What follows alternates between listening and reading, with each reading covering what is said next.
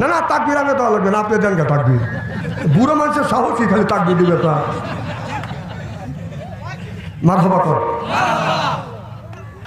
দেখছেন বোঝা যায় না, দেখছেন আমি কি করবো এখন কর। আর একটু কমা দেন। এ ভাই এই ভাই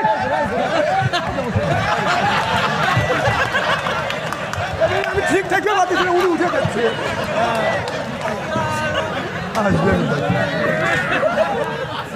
এমনি আমার মাথা ঘুরতেছে, মাবিল আমি ঠিক দেখতে পাচ্ছি না, উনি লাই করে উঠে যাচ্ছে।